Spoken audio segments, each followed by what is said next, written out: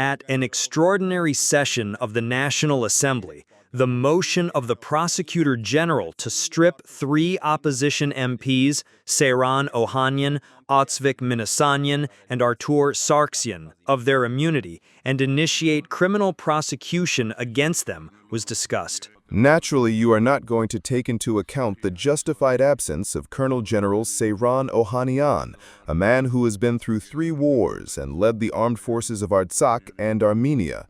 You will discuss the issue in his absence, and it will be your usual, routine, illegal action. And naturally, the highest done faction, and I am sure the Pontif Unem faction as well, will not participate in this discussion. The Pontif Unem faction also refused to participate in that part of the session. Ohanyan was not present at the session due to health problems, for which, according to his colleagues, a doctor's note had been submitted. As of this moment, I do not have that document. The one that was brought was from about 10 days ago, if I'm not mistaken, for a previous absence. During the session, the absent Ohanyan made a post stating that he had sent a letter to the NA Speaker on July 1, informing him that he has been at a rehabilitation center since June 27th. According to the opposition MP, this process is a show with 2 objectives: to distract public attention from the grave threats created against our state by their own hands, and, in coordination with Azerbaijani authorities, to continue to systematically neutralize all those political, public, and military figures, benefactors, and clergy who are fighting for the existence of Artsakh, Armenia, and for the Armenian people and their spiritual values. Seyran Ohanyan is accused of occupying a state land plot in Savon National Park and building a mansion without a legal permit, doing so with army resources. Later, according to Prosecutor General Vartapatanyan, a tender was organized and the land was transferred to a person close to Ohanyan's circle, who told the investigative body that he had acquired the property for investment purposes but did not continue with the plan after his partner's death. The prosecutor also noted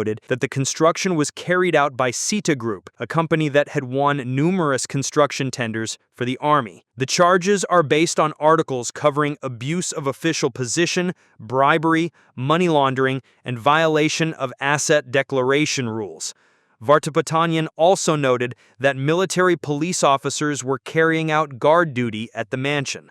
Military police officers carried out stable guard shifts in the territory of the private mansion.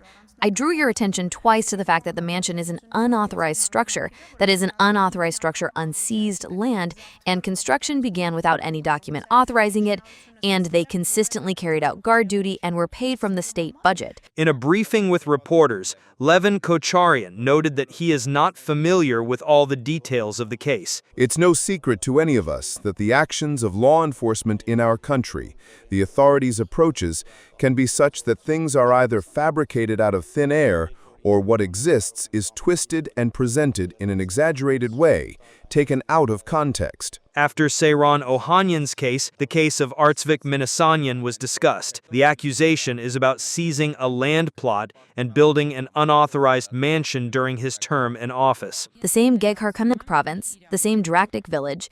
In 2019, a mansion was built, here is the picture, by Armen Hakobjanyan, whom we have seen in the Civil Contract Party headquarters. The MP was interested in why the prosecutor's office was not doing the same in this case.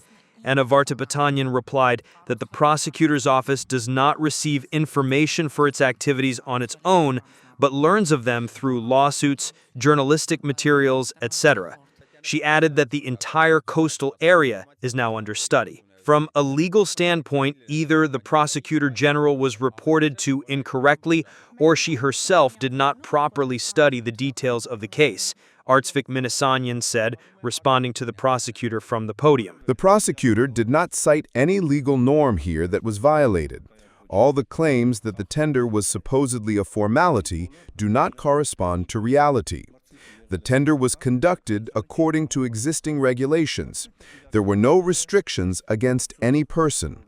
The Minister of Environment and the ministry's employees have no legal obligation to check or ascertain the interconnectedness of individuals. At the end of the session, the issue of stripping the MPs of their immunity will be put to a secret ballot. Simon Hovhannissian, ReOpen Media.